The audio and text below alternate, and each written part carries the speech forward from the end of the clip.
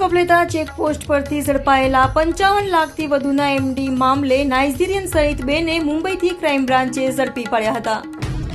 Crime બ્રાન્ચની ટીમે ગત સપ્તાહમાં સચિન કપલેતા ચેકપોસ્ટ પરથી 3 આરોપીઓ ઇરફાન ખાન પઠાણ, અશફાક કુરેશી અને તોસીફ શાહને ઝડપી પાડી તેઓ પાસેથી 55 લાખથી વધુનો એમડી ડ્રગ્સ કબજે કર્યો હતો.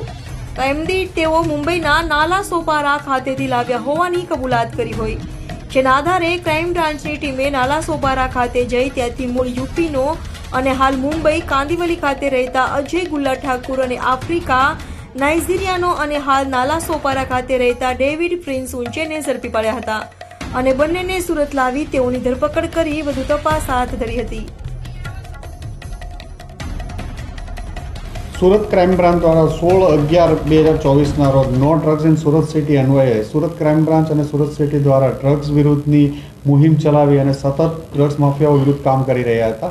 એમાં 16/11 રોજ સુરત ક્રાઇમ બ્રાન્ચ દ્વારા 2 કેસ કરવામાં આવ્યા હતા, જેમાં જહાંગીરપુરા વિસ્તારમાંથી 1 કિલો એમડી સાથે 2 માણસોની ધરપકડ કરવામાં આવી હતી અને પેરેલલ બીજો કેસ કપ્તલા સચિન પોલીસ સ્ટેશનમાં ચેકપોસ્ટ પાસેથી 550 ગ્રામ એમડી મળ્યું હતું અને એમાં તોસીફ, ઇરફાન અને 3 લોકોની ધરપકડ કરવામાં આવી.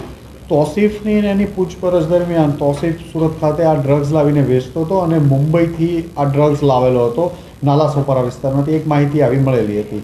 એની પૂછપરછ દરમિયાન નાલા સોપારામાંથી અજય ઠાકુર નામના એક માણસ પાસેથી લાવતો હતો. અજયને ક્રાઇમ બ્રાન્ચની ટીમ દ્વારા 4-5 દિવસથી આઈડેન્ટિફાઈ કરીને ત્યાં રેડ કરવામાં આવી અને અજય ઠાકુરને મળ્યો. અજય ઠાકુરની પૂછપરછ દરમિયાન આગળ એક ચોંકાવનારું નામ નાઇજીરિયનનું મળ્યું, ડેવિડ ઉચ્ચે નામ.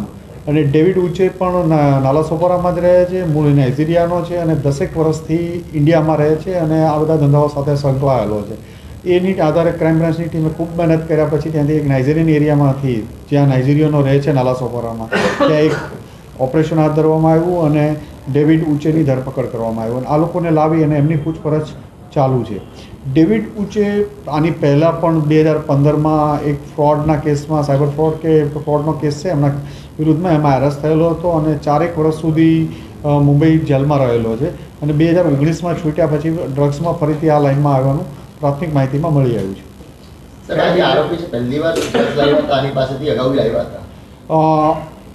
જે અહીંથી તોસીફ છે એ મુંબઈથી ઠાકુર પાસેથી આની પહેલાં લઈ આવેલો હતો. ઠાકુર આ ડેવિડ ઉચ્ચે પાસેથી પણ પહેલાં લઈ આવેલો હતો, એટલે એ એમની પાસેથી પહેલાં લાવીને વેચી ચૂક્યા છે. આ જે નાઇજીરિયન છે કયા વિઝા પર અહીંયા ભારતમાં રહે છે?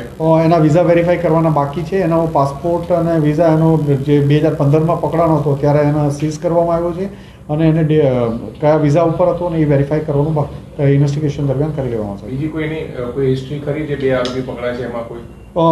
ઠાકુરની નથી, પણ ડેવિડ ઉચ્ચે 2015માં મુંબઈ પોલીસ દ્વારા પકડવામાં આવ્યો હતો અને 4 વર્ષ જેટલું એ જેલમાં રહેલો છે. બીજો આરોપી છે એનો શું કામ ધંધો છે? મુખ્ય કામ ધંધો શું છે? એ અલગ અલગ ફ્રોડના અને એ કહે છે સાયબરના અલગ અલગ કોમ્પ્યુટર જોબ કરે છે, પણ એ ફ્રોડમાં હોવાની અમારી પાસે પ્રાઇમરી ઇન્વેસ્ટિગેશન દરમિયાન એવું લાગે છે કે સાયબર ફ્રોડ કરતો હશે. કોઈ ફિલ્મોમાં કેમેરામેન તરીકે પણ એને કામ કર્યું? હા, કેમેરામેન તરીકે પણ એને કામ કરેલું છે.